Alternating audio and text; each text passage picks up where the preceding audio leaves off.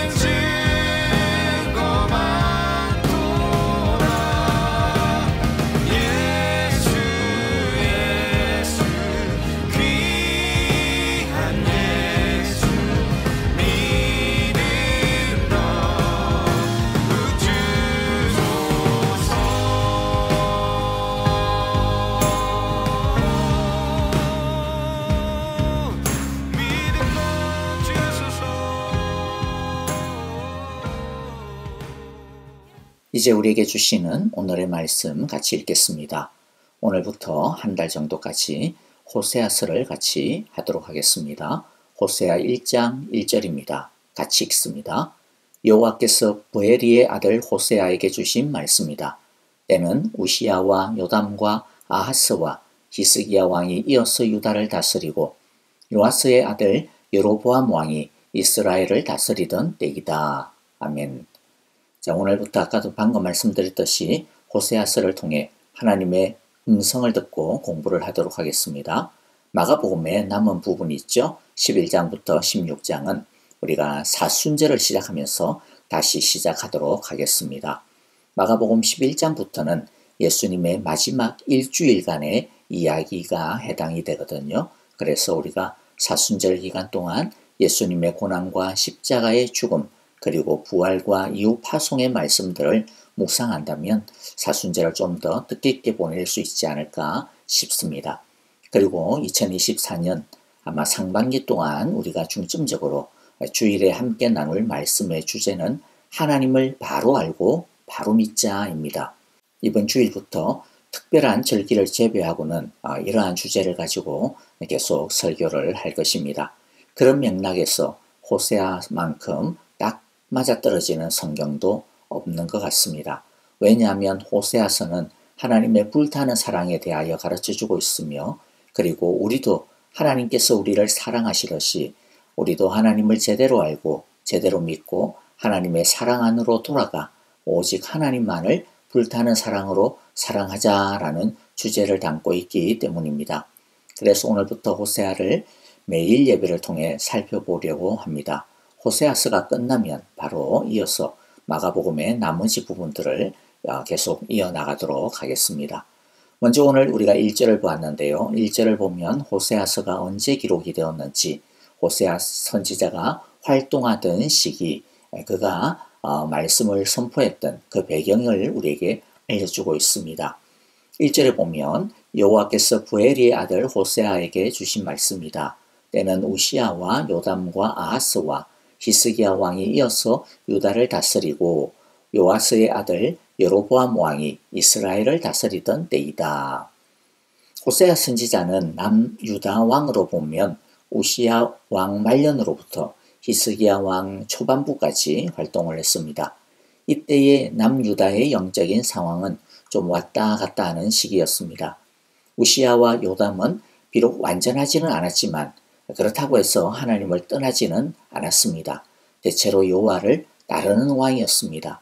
그러나 아하스 왕은 바알과 아람의 신들을 유다에 다시 들여와서 유다를 영적으로 타락을 시켰고 심지어 자신의 자녀들을 우상에게다가 희생제물로 바치는 끔찍한 일을 저지르기도 했습니다.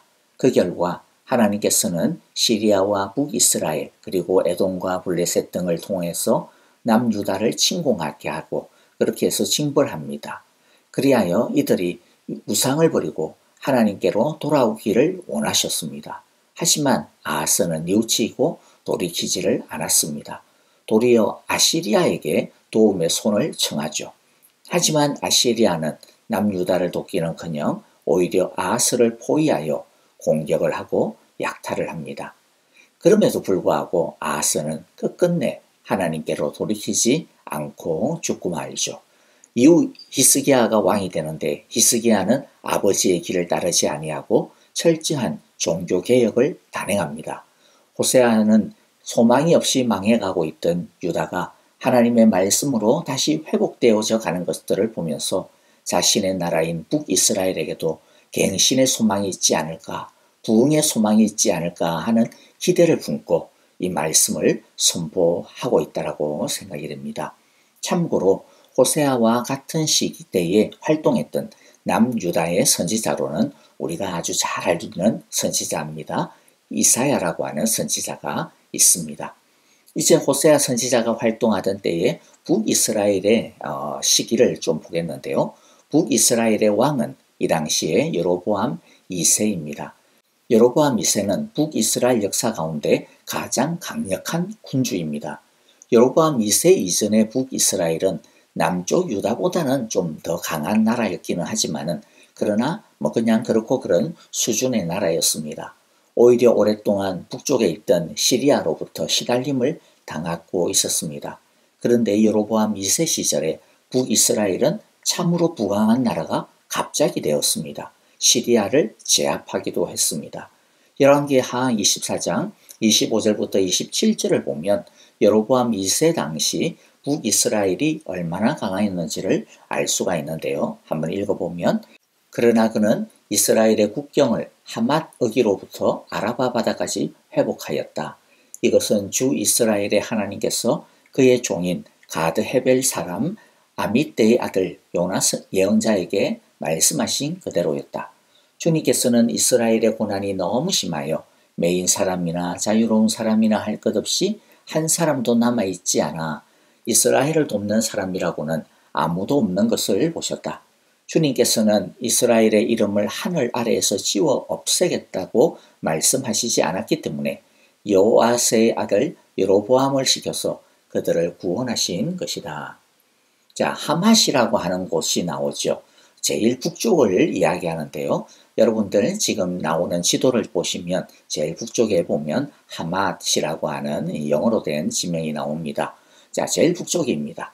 이곳은 원래는 시리아의 땅이었습니다. 그런데 여로보암 시절에 이곳을 빼앗은 거죠. 그리고 아라바라고 하는 바다가 이름이 나오는데, 자, 이것은 우리가 흔히 알고 있는 이름으로 되면 사해입니다. 사해, 소금바다입니다. 그러니까 이스라엘 역사상 여로보암 시절에는요, 가장 넓은 영토를 가졌던 옛날 솔로몬 왕 시절의 영토를 회복하고 오히려 그것보다도 더 북쪽으로 진출하고 있었습니다. 여로보암 2세 이전의 이스라엘은 고난이 너무 심하였습니다. 그런데 하나님은 이들을 갑작스럽게 부강하게 해주셨습니다. 하나님이 왜 이들을 갑작스럽게 부강하게 해주셨을까요? 그것은 하나님의 구원이었다라고 분명하게 말씀을 하고 있습니다. 이스라엘은 맨날 자기들은 너무 가난하기 때문에, 너무 약하기 때문에 우리는 하나님을 믿을래야 제대로 믿을 수가 없어. 믿을 수 있는 여건이 갖춰져야지. 우리도 믿을 수 있는 여건만 갖춰지면 우리도 다 열심히 믿고 우리도 제대로 믿을 수 있을 거야.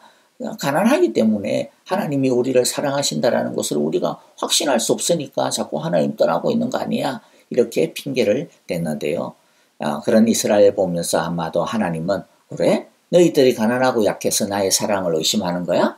아이고 그래? 그러면 내가 너희의 팔자를 한번 고쳐봐 줄게. 그러면 힘을 내서 이전과는 완전히 달라질 수 있다는 거지. 힘을 내서 나를 열심히 섬기고 신앙생활을 더 힘차게 할 수 있다는 거지. 이러한 기대를 가지고 일말의 기대를 가지고 이스라엘을 부강하게 하신 거죠. 너희들이 진짜 그렇게 하는지 한번 보겠다라는 것입니다. 하지만 부강하게 된 이스라엘은 어떻게 됩니까? 하나님을 제대로 잘 믿고 열심히 사랑했습니까? 잘 섬겼습니까? 아닙니다. 열왕기하 24장 24절을 보면 여로보암 시절을 이렇게 열왕기하 24장 24절을 보면 여로보암 시절을 이렇게 정리하는 것을 우리가 보게 됩니다. 그는 즉 여로보암 왕을 이야기합니다. 그리고 그 시절에 이스라엘 모두를 다 이야기하는 거랑 마찬가지입니다. 그는 주님께서 보시기에 악을 행하고 이스라엘로 죄를 짓게 한 느밧의 아들 여로보암의 죄에서 떠나지 아니하고 그것을 그대로 본받았다. 여러분, 우리도 북이스라엘처럼 이러한 핑계를 댈 때가 많지 않습니까? 내가 하나님을 더 많이 섬기고 싶은데 그럴 돈도 없고 너무 바쁘고 피곤해서 그럴 시간도 없고 그럴 여유도 없고 내가 만일 더 건강하면 나는 누구보다도 더 열심히 섬길 수 있을 텐데 이런 핑계 누구나 한 번쯤은 다 대보셨죠. 여러분, 우리는 우리의 불성실과 불순종과 불신앙의 탓을 물질적인 것에다가 건강에다가 외적인 환경에다가 돌려대는 경우가 많은 것 같습니다. 그런데 물론 외적인 환경과 여건이 영향을 주지 않는 것은 아닙니다만은 하지만 결국 결정적으로 중요한 것은 우리의 마음이고 믿음입니다. 우리가 주의해야 할 것이 있습니다. 진짜 믿음이 있는 사람, 진짜 믿음을 갖추고 있는 사람은요. 그가 물질적으로 부유해지면 그 여유로움으로 인해 힘도 새로 나기도 하고 또 침체에서 벗어날 수도 있습니다. 하지만 반대로 믿음이 없거나 믿음이 약한 사람은요. 지금 그 상태가 약한 사람은 그가 부유해진다고 해가지고 하나님께 더 가까이 가고 하나님으로부터 받은 것을 가지고 하나님의 일을 더 많이 하고 그렇게 사용하지 않는다라는 거죠. 대부분 그렇습니다. 오히려 도리어 하나님을 완전히 떠날 확률이 훨씬 더 높습니다. 물질적인 축복으로 인해 더 교만해지고 이전에 할 수 없었던 죄까지도 이제는 짓게 되어지고 하나님을 떠나게 되죠. 그래서 물질적인 축복이나 외적인 환경의 축복이나 건강의 축복과 같은 것은 정말로 사실 무서운 시험입니다.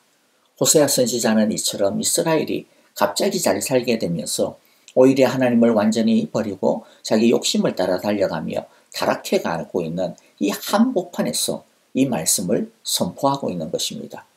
호세아 선지자는 물질적으로 그렇게 원하던 풍요로움을 얻어 여유 있는 삶을 살게 되었고 무엇이든 원하는 것을 할 수 있는 꿈에도 그리던 삶을 살게 되었지만은 그러나 그 여유와 축복을 가지고 하나님께 더 가까이 나가기는커녕 점점 더 하나님으로부터 멀어져 가고 있는, 그래서 마지막 기회마저도 날려버리고 이제는 망하는 일밖에 남지 않은 이스라엘을 향해 하나님께로 돌아가자라고 피를 토하며 선포하고 있는 것이죠. 호세아는 남쪽 유다에서 일어나고 있는 히스기야의 영적인 부흥을 보면서 우리도 영적 갱신과 부흥이 가능하지 않을까라고 하는 신랄 같은 기대를 품고 이 말씀을 피를 토하듯이 외치고 있는 것입니다. 하지만 그의 선포는 허공에 떠도는 말씀이 되고 맙니다. 북이스라엘은 결국 돌아오지 않고 결국 망하게 됩니다. 호세아의 이 선포는 물질적으로 풍요로운 이 미국 땅에서 살아가고 있는 우리에게 주시는 메시지로 딱이라 생각이 됩니다. 오늘날 교회 안에는 당시 북이스라엘 사람들을 사로잡고 있었던 풍요와 성공, 안전과 안정에 대한 갈망과 욕망이 사실은 저도 그렇지만 얼마나 많은지 모릅니다. 우리는 끊임없이 그러한 것에 유혹을 당하고 있고 그것에 하여 우리는 넘어뜨림을 당하고 있습니다. 더 부유해지면 더 믿음이 좋아질 수 있을 거야. 더 성공하면 더 하나님께 영광을 많이 드릴 수 있을 거야. 더 여유가 있으면 더 하나님의 나라를 위해 더 많이 섬기고 일할 수 있을 거야.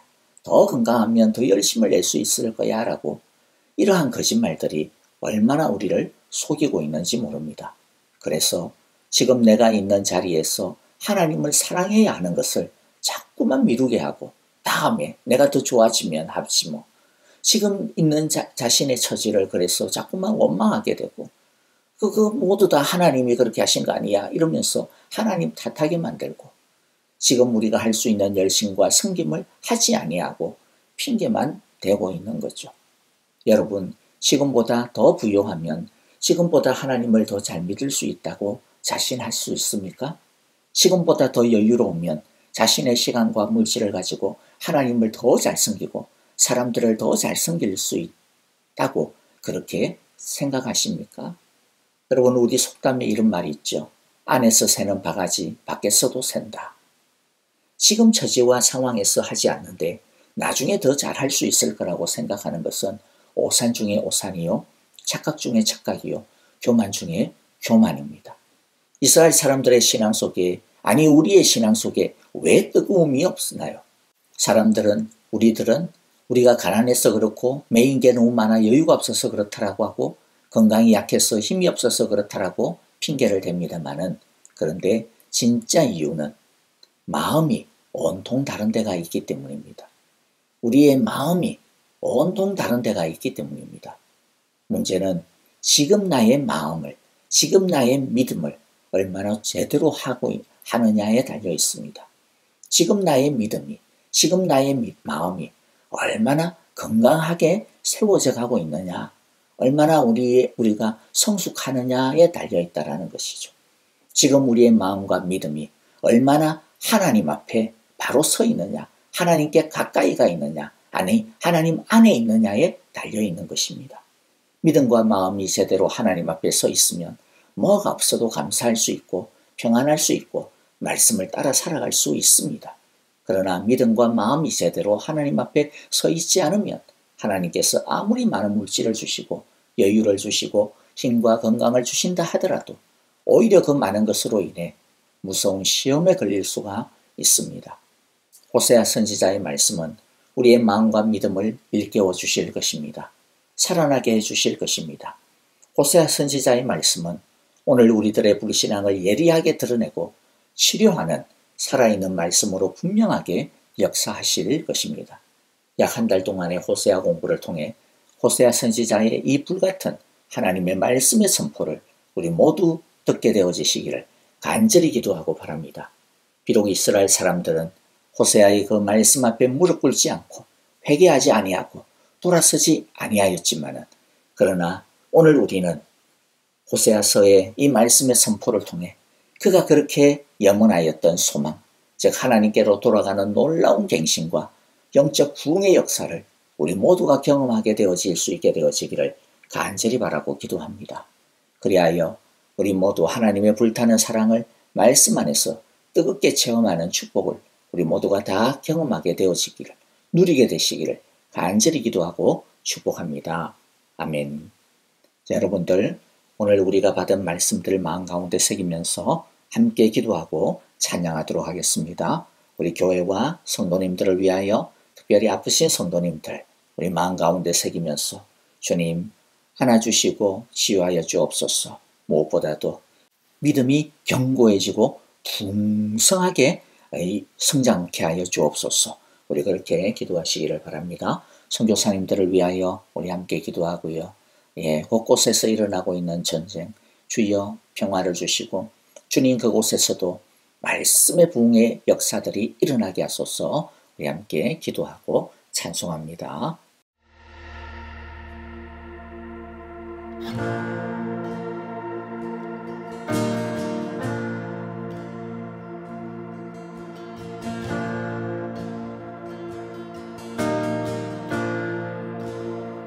사랑해요. 주의 자비 변치 않네. 내 모든 삶 주의 손에 있네. 난 눈을 뜰 때부터 잠들 때까지 난 노래해 주의 선하심을.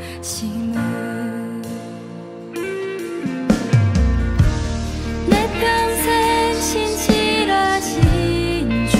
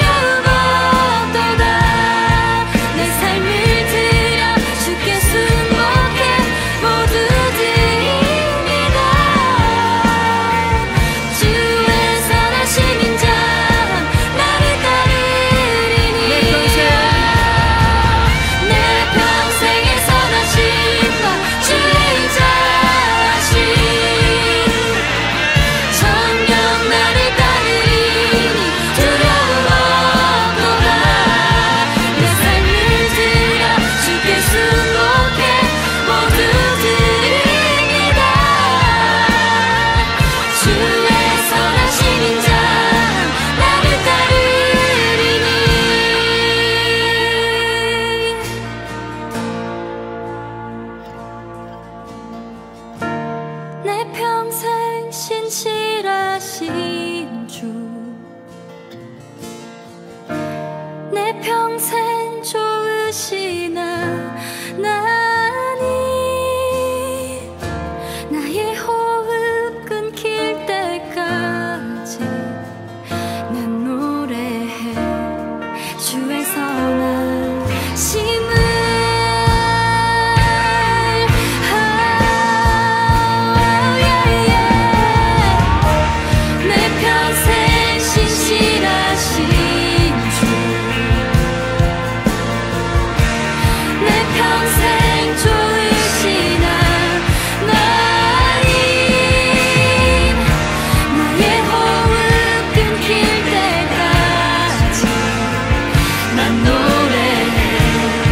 주의 선